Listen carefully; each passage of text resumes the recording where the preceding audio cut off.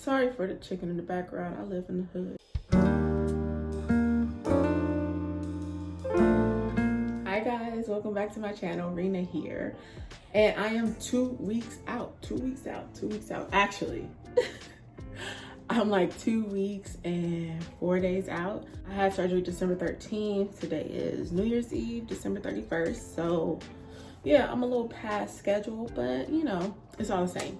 So I wanted to give you guys my updates on how things have been going for week 2. If you hear any background noises, the window is cracked a little bit. It's kind of warm in here, so pardon it in advance. But let's get right into it. So when I left the hospital, they didn't give me any insight on when to stop the little breathing thing and when to switch from just drinking from the cups to drinking normal. But honestly, I started drinking out of the bottle in week 1. The moment it stopped like super hurting, that's when I stopped drinking out of the little cups. If I drink too fast, it'll still kind of hurt going down, but for the most part I could drink out of my water bottle without any problem. The only thing that hurts when I swallow is when I take the TMI, but no, this is what we're here for, is when I take the stool softener pill. When I take that, it kind of like creeps down. It's not even that big. If I drink a bunch of water too fast, then I like get really gassy. Excuse me. Actually, I'm always gassy. I don't, it's weird. My stomach always like,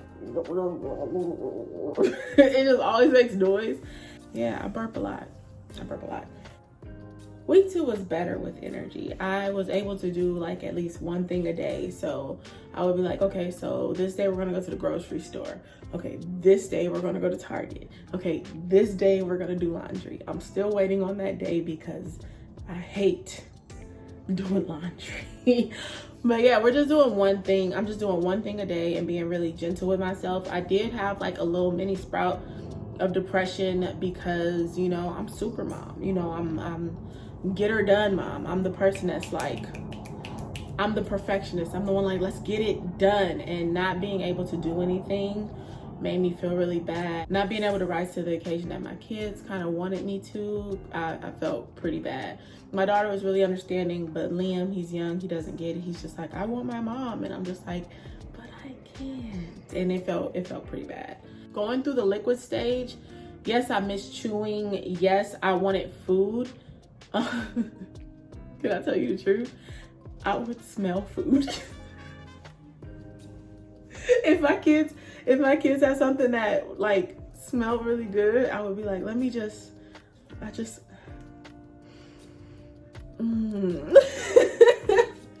sorry. I know it's weird, but I would smell food. And then I know, listen, I know this is that. I know this is that. Don't tell me it's that. I know it's that. When I would really just want to chew something, I would just chew it and then spit it out. Now, I know that this can cause an eating disorder. I am aware of it, but I didn't do it often. And I'm being very cognizant of the steps I take and being very intentional about what I am eating and what I am doing. But what I'm not going to do is act like I'm perfect. Okay? This surgery will not be just like for nothing. I don't plan on doing like gaining a massive regain. My mindset has been changed since before surgery, because before surgery, I already lost 34 pounds. Your girl was doing it by myself. So I'm going to use this tool the right way. Okay. Since we're talking weight loss, before surgery, I lost 34 pounds. The first week of surgery, I lost 8 pounds. I was a little discouraged at how little weight loss I had in the first week, but I kind of attributed that to going back to the hospital and getting IVs. The first week, I was in the hospital for 4 days.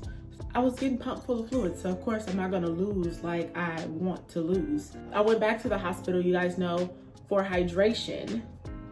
I did get dehydrated again, but I did not go to the hospital. Let me show you what I did. I bought this, and it saved the day. I bought this, and it saved the day. I bought this and it saved the day. It really did. I was skeptical about this. I used this when my grandmother wasn't feeling well. I bought these for her. And you know, we tried to get her hydrated this way. I didn't see much improvement in her, so I was kind of like skeptical about using it for me. But it worked for me. They work for me. Ain't work for me. It worked so good. Now this is the TMI moment. My pee was dark orange. I mean, dark orange. And I was like, dang, okay, so this is what happens. When I get dehydrated, I get tingly all over my body.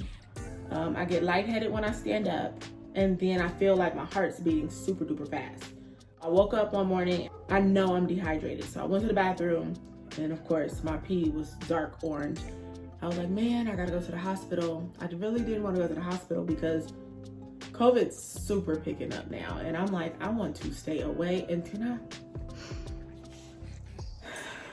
I be honest with you guys? You're not gonna judge me. This is a safe space. I really didn't want to gain the weight of an IV pack.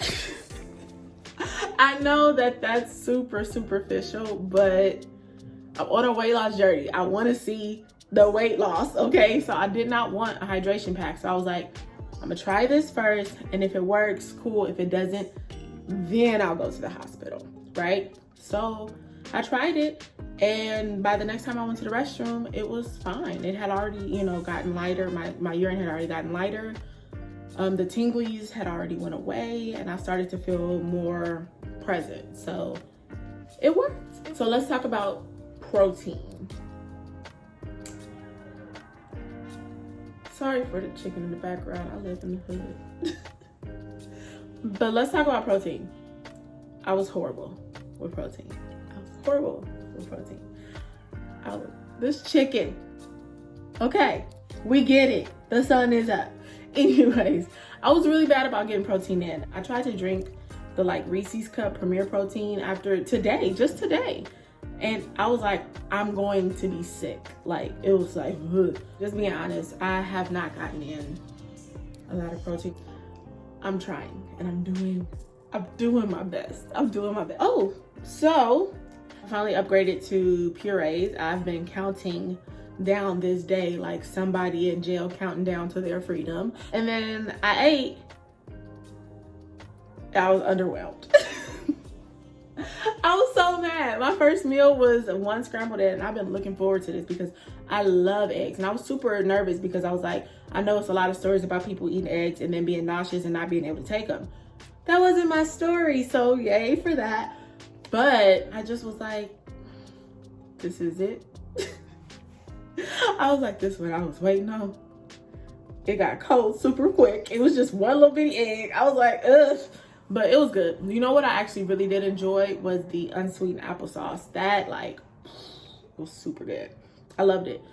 And then I also had refried beans. I added a little bit of sugar-free taco sauce to it to make it smoother. A little bit of garlic salt and onion powder.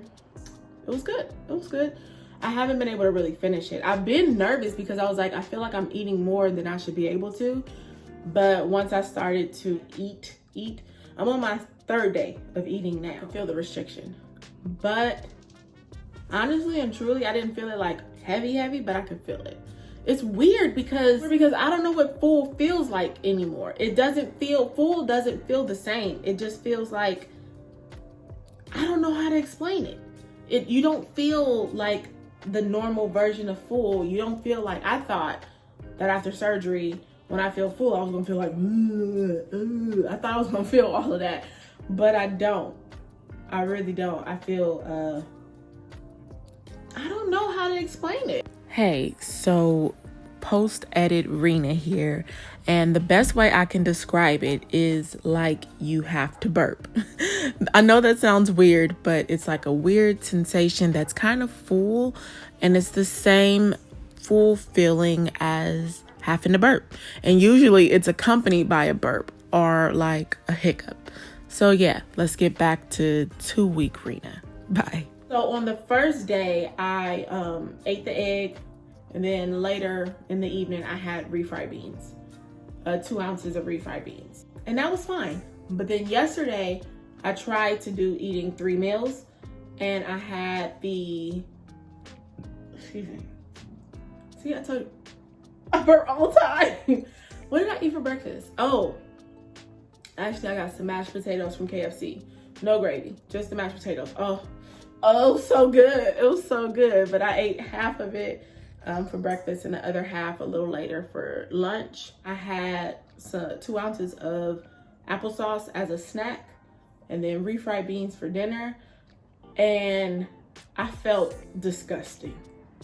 I felt like Thanksgiving dinner, like the evening of Thanksgiving, when you just like, I shouldn't have done that. So honestly and truly, I was really gonna be like, I'm gonna just go back to liquids, because even though they want me to progress, I was like, I'm not feeling this feeling. I don't like it. I still want to go back to more liquids because I really didn't like that feeling. But today is New Year's Eve, and it's my family tradition to have tamales on New Year's Eve. So I tried it. I went and bought my tamales. I'm not eating the chicken. I could puree it, but but I'm like, I'm gonna try the masa. And I tried the masa because, you know, I figure like corn, hominy, grits, masa, it's all one, you know, thing of, yeah, it's all in one, no? So I tried it. Traditions and things may have changed, but one thing that ain't gonna change, baby, is this right here.